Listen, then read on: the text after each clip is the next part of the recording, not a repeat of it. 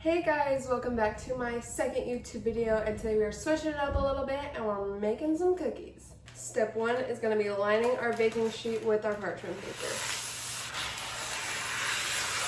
Okay, now that our baking sheet is prepped and ready to go, we are going to start by mixing some of the dry ingredients. That is going to include half a cup of our crushed graham crackers that we crushed in our food processor, 3.5 cups all-purpose flour, 1 teaspoon salt, 1 teaspoon baking soda, and 1 teaspoon cornstarch.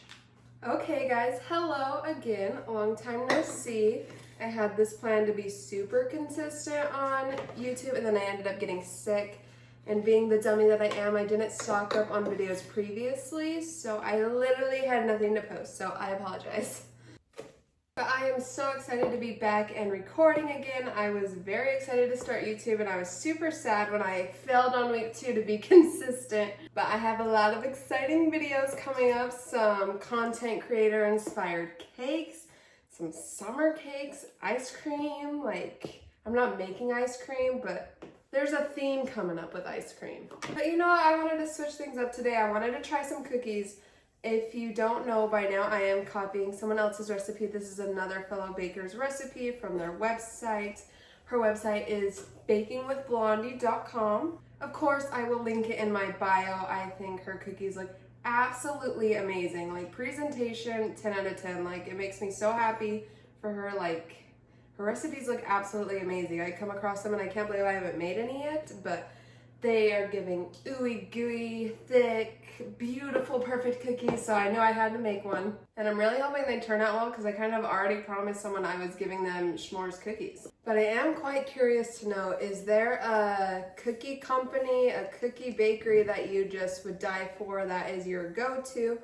I know there's been a lot of rivalry recently, at least in Utah. There was Crumble Cookie, where I'm from, actually originated in Utah, and then now there's Chip. Now there's like the soda shop cookies, but they're so bad I don't count them as they're not good. They're just pre-made frozen cookies. They don't taste good. If they taste good, you freeze your cookies all you want. I don't care. But I don't really count the ones at the soda shops in Utah, like Twisted Sugar, Fizz. But I would say overall Crumble is probably the best known, at least for me. I know Crumble. I buy Crumble quite a bit. Got Crumble cookies for my birthday, but it's their company, a cookie shop that you would die for, that is to die for, that you would try, that I should try.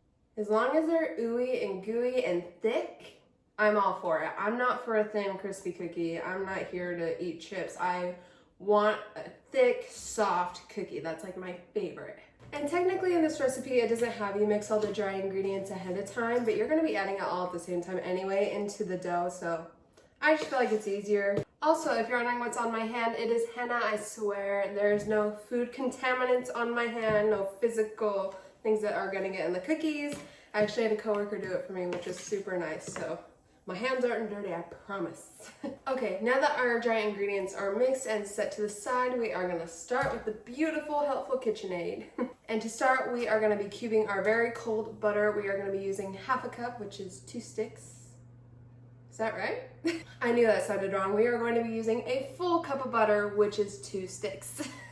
And while I can say this isn't absolutely my favorite color in the world, super obnoxious, like this cyan baby blue teal, I will say KitchenAids are probably one of the most useful tools you can have in the kitchen as a baker.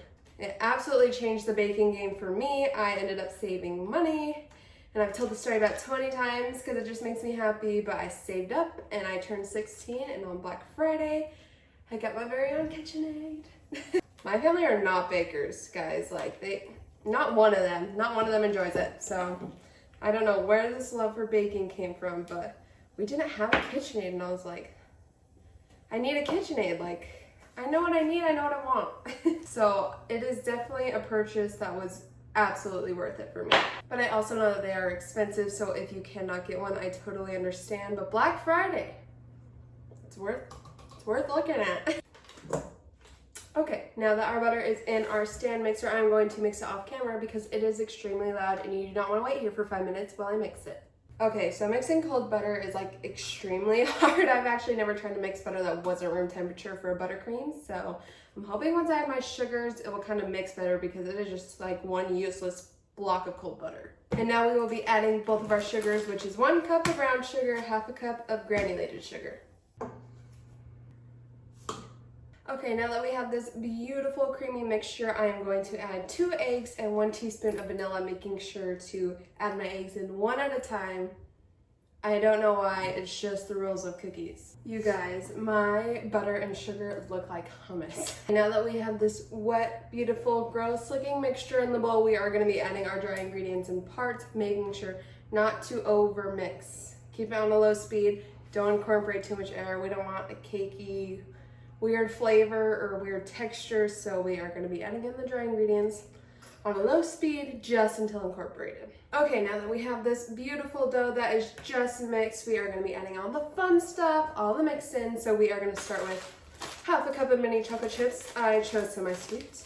We are going to do 1 cup of milk chocolate chips. Then we'll be adding half a cup of bigger chunks of the graham cracker pieces that we are going to crush. Then we are going to be adding 2/3 cup of some mini marshmallows. Okay, I think in this recipe she actually went opposite of me. I believe she decided to go half cup mini chocolate chips that were milk chocolate and then a full cup of semi-sweet. But I think milk chocolate is superior of all of the chocolate chips. Also, think about a s'more. You're usually using a Hershey's chocolate bar. And what chocolate is that? Milk chocolate chips. So you gotta set the expectation right. And I am just underfilling my ingredients just a little bit because we are supposed to leave some on the side to decorate the tops of the cookies. Okay, so I literally just squished them with my hand in the bag, trying to create some bigger chunks so you get that texture, a bite of graham cracker.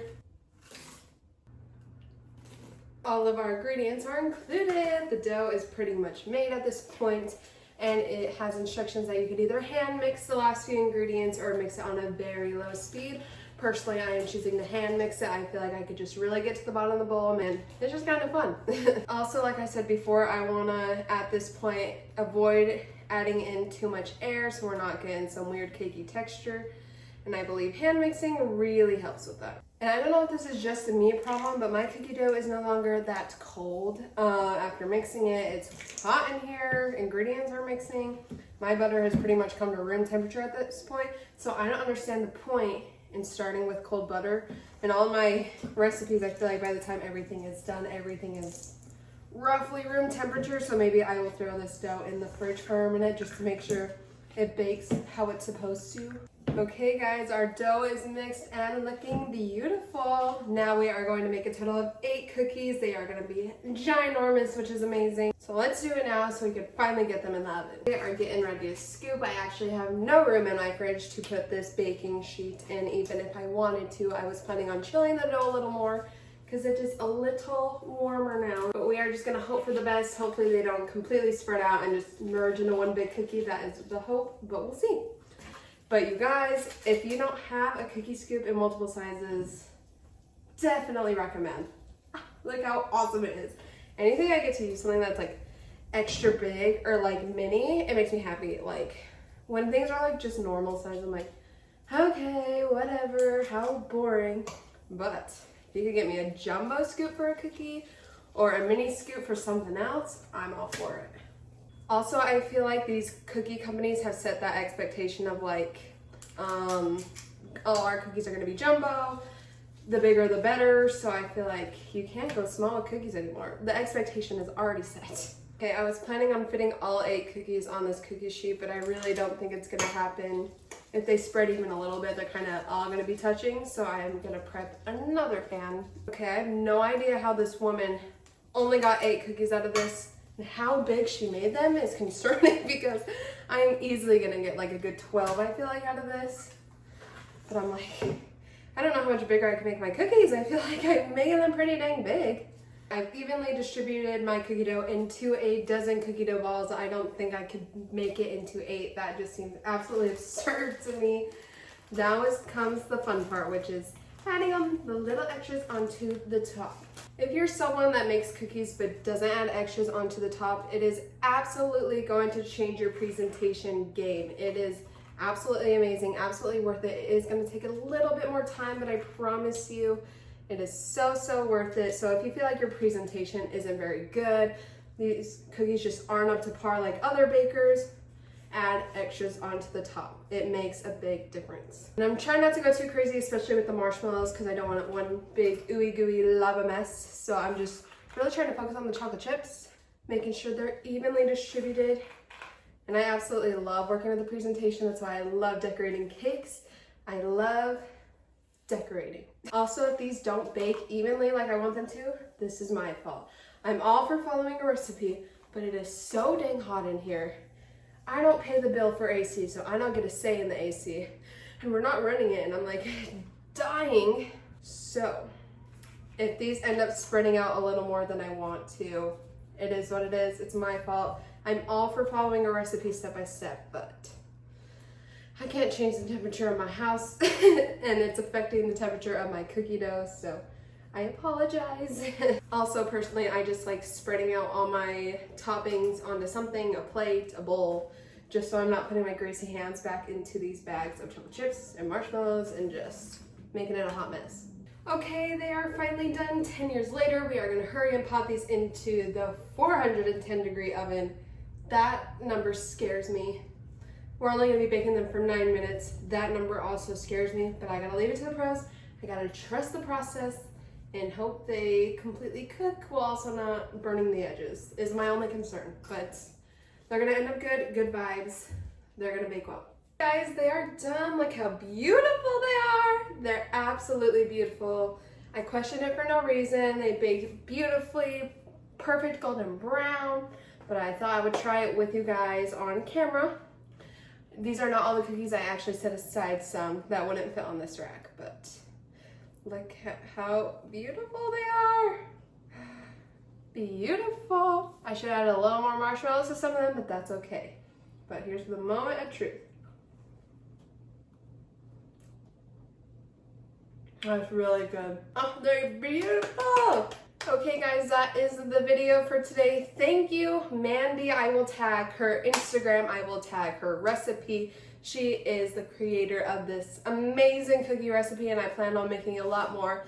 Thank you. Congrats on being super amazing at your job. Making recipes is something I don't specialize in and I know is a lot of hard work, so bakers like me appreciate you a lot. So thank you guys so much for watching. If there's any more recipes you guys would like me to try, let me know. I'm always open to suggestions. I love trying new things. We could get out of our comfort zone this year. We could not just decorate cakes. We could do cookies. We could do cinnamon rolls. We could do all the things. So I am all ears for you guys. Thank you so much for watching yet again. And I will be consistently posting on Fridays now, just so you guys know. Bye.